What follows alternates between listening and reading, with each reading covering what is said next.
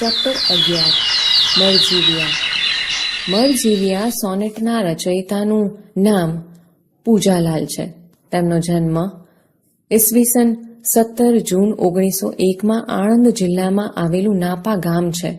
પારિજાત, પ્રભાત ગીત, શ્રી અરવિંદ વંદના વગેરે કાવ્યોની પણ તેમણે રચના કરી છે. ગુર્જરી એ તેમનો સોનેટ કાવ્યોનો સંગ્રહ છે. સમુદ્રમાં મોતી લેવા માટે જતી વ્યક્તિઓને મરજીવિયા કહેવાય છે, કારણ કે અગાધ સમુદ્રમાં મોતી લેતા મૃત્યુનું પણ જોખમ હોય છે, માટે જ એને મરજીવિયા કહેવાય છે.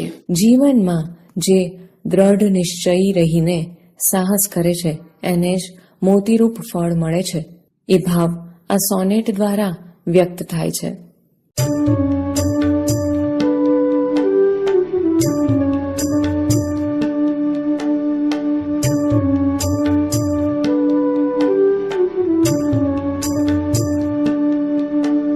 સમુદ્ર પાણી ઉપડ્યા કમરને કસી રંગથી, અટંક મરજીવિયા ડગ ભરંતા ઉત્સાહના, પ્રદીપ્ત નયનો અથગ બળ ઉભા રે અંગથી, મહારવતાણી દિશા પર ઠરી બધી ચાહના, ડર્યા પ્રિયજનો બધા સજલ નેત્ર આડા ફર્યા, શિખામણ દીધી વૃથા જીવન વેડફો કા ભલા, કહીથી વળગી વિનાશ કર આંધળી આ બલા, પરંતુ દ્રઢ નિશ્ચયી નહીં જ એમ વાર્યા વળ્યા, ગયા ગરજતા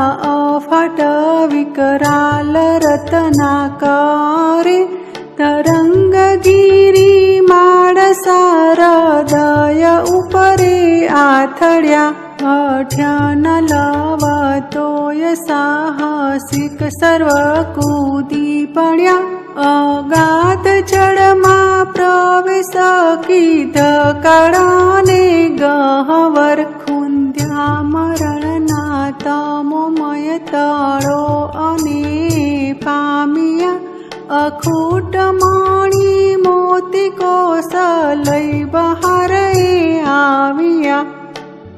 સમજૂતી. પ્રથમ પંક્તિ.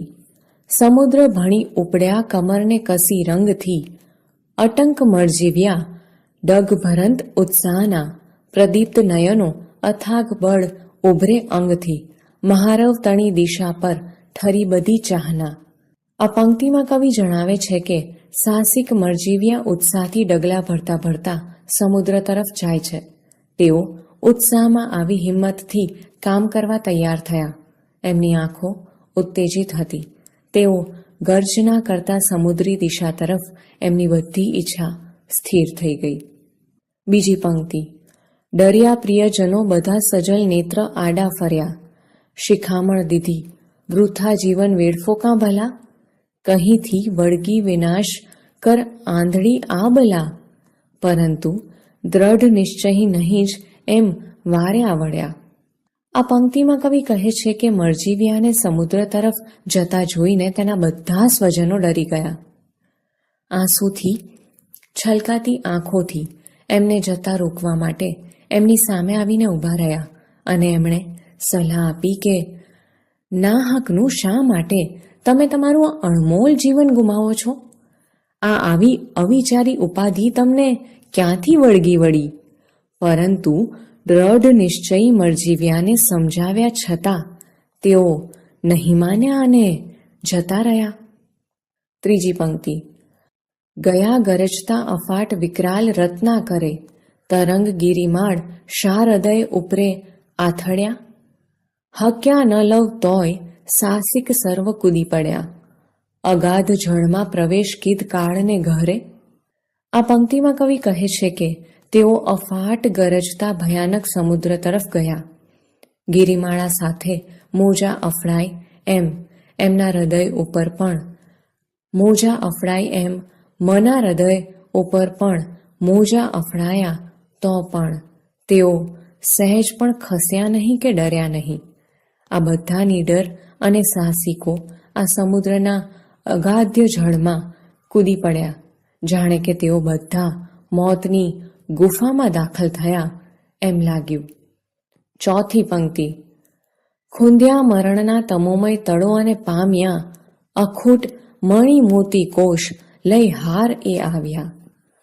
આ પંક્તિમાં કવિ કહે છે તેઓ મૃત્યુના અંધકારમય તળિયા ખૂંદી વળ્યા અને અખૂટ મણિ મોતીનો ખજાનો લઈને જ બહાર આવ્યા.